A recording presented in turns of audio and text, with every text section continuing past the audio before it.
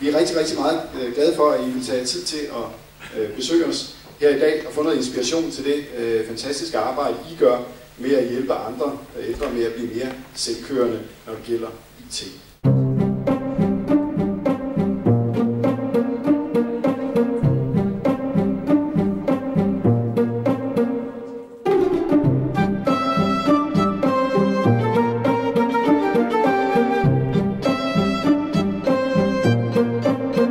Pionerer fra Ældresagen.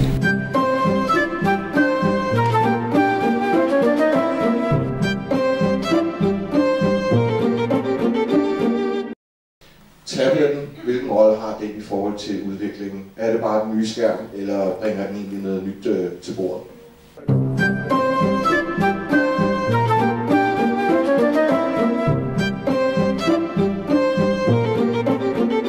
Det, som vi skal kigge på her, er den digitale udvikling, og hvad det er, vi mener, vi har brug for i dag, og hvad så i 2020, fordi det er jo den der fine målsætning, der ligger der, og så lidt om bredbånd i hjemmet og bredbånd på farten.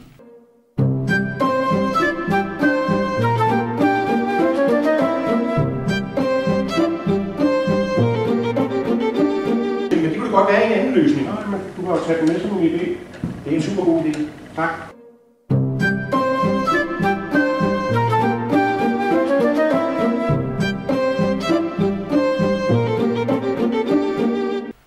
Phishing-mail. Ja, phishing, det går ud på med phishing-angreb, det er at fiske. Fiske efter personfølsomme informationer hos internetbrugerne. Og den måde, det typisk foregår på, det er, at der bliver sendt phishing-mails ud til internetbrugerne, hvor de her fisher, altså de her ondsindede personer, sender mailen, og hvor de udgiver sig for at komme fra en eller anden virksomhed. Det kan være en bank i Danmark, phishing-angreb mod Nordea og Danske Bank. Spørgsmål her. Ja. Hvor kommer de der phishing-mail typisk fra? Alle mulige steder fra. Alle mulige steder fra. Og ja, det er svært for mig at konkretisere det, fordi i de fleste tilfælde, så aner vi det simpelthen ikke. Så man kan sige, når jeg siger, at vi ikke ved, hvem det er, så er det bagmændene.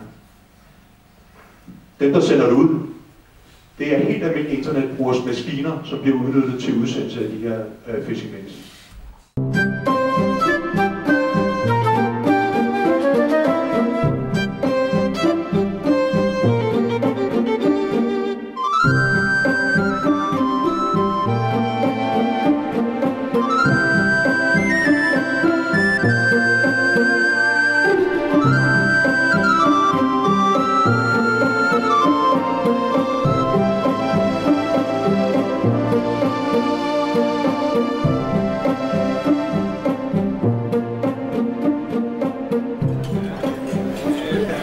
Meget lækkert.